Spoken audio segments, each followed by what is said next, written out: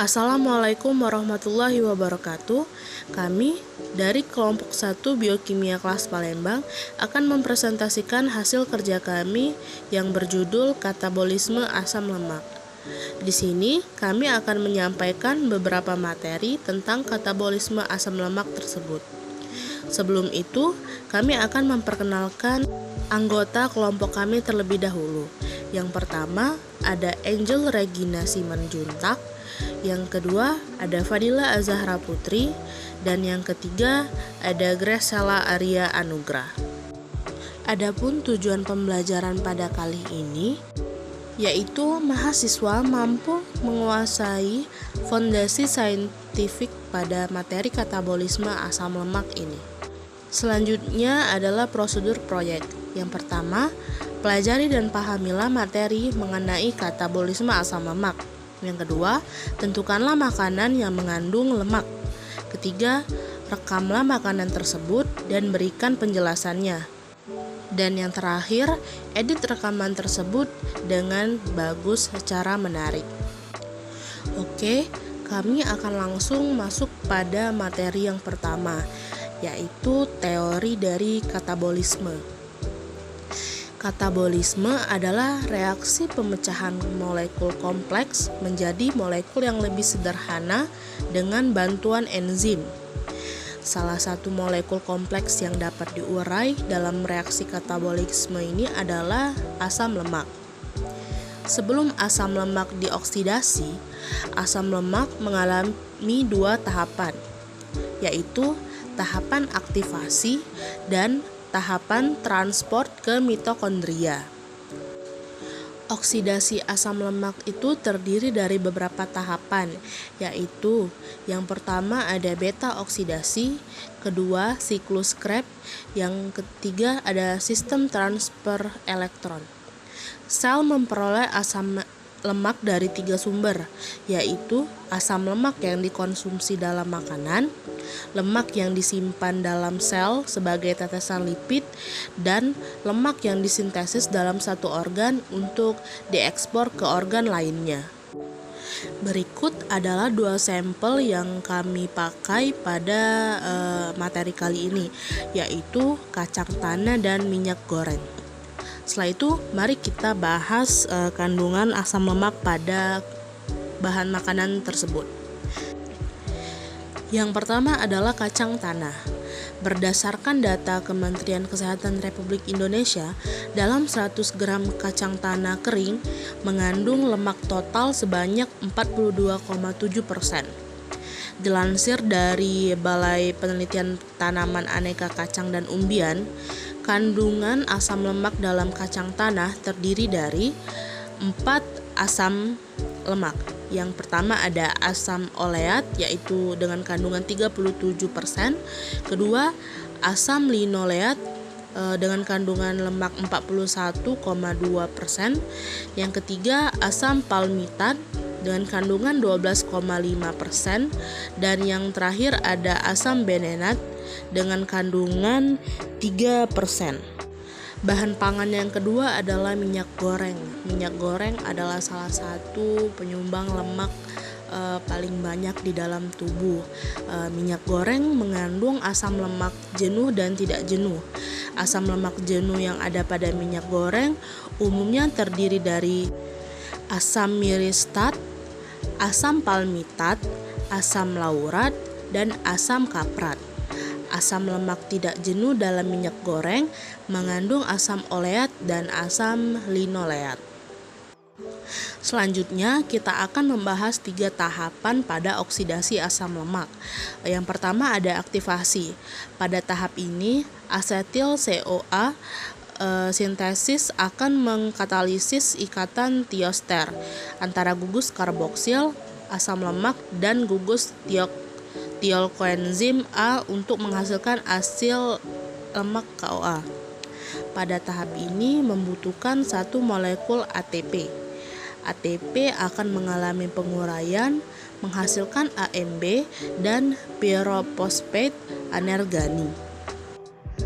Tahapan yang kedua yaitu transportasi asam lemak ke mitokondria. Hasil lemak CoA tidak dapat menembus dinding dalam mitokondria, tetapi enzim karnitin asil transfer 1 mengkatalisis sehingga hasil lemak karnitin dapat menembus melalui membran dalam dan menuju matriks mitokondria. Proses masuknya gugus asil lemak secara enzimatik dengan memindahkan asil dari karnitin menuju CoA di dalam mitokondria oleh asil karnitin transferase 2. Selanjutnya ada beta oksidasi. Pada tahap ini terdapat 4 tahapan reaksi enzimatik yang terjadi, yaitu 1. Dehidrogenasi 1. Proses dehidrogenasi lemak asli lemak KOA dengan enzim asil KOA dehidrogenase menghasilkan senyawa enoil KOA. Pada reaksi ini FAD sebagai koenzim direduksi menjadi FADH2. Yang kedua adalah hidrasi. Ikatan rangkap pada enoil KOA dihidrasi menjadi hidroksiasil KOA oleh enzim enoil KOA hidratase. Yang ketiga ada dehidrogenasi 2, hidroksiasil KOA dioksidasi menjadi ketoasil KOA menggunakan enzim dan hidroksiasil KOH dehidrogenase. Pada reaksi ini NAD sebagai koenzim direduksi menjadi NADH2. Dan yang terakhir adalah tiolasi. Reaksi tahapan akhir di mana beta hidroksiasil KOA bereaksi dengan KOA bebas menghasilkan asetil KOA dan sisa asam lemak. Reaksi tersebut karena aktivitas enzim asetil KOH asil transferase. Asetil KOA akan lepas dan meninggalkan sisa asam lemak yang akan dipotong-potong lebih lanjut menjadi asetil KOA yang lain. Satu siklus beta oksidasi akan menghasilkan satu NADH2, satu FADH2, dan satu asetil KOH. Apabila asam palmitat memasuki siklus ini yang asam palmitat terdiri atas 16 atom karbon sehingga akan melalui 7 kali lintasan. Dengan demikian menghasilkan 7 NADH2, 7 FADH2 dan 8 asetil KOA. Tahapan selanjutnya adalah siklus Krebs. Gugus asetil dari asetil KOA dioksidasi menjadi CO2 dalam siklus Krebs. Terdapat 8 asetil KOA yang berasal dari tahapan beta oksidasi yang masuk dalam siklus Krebs.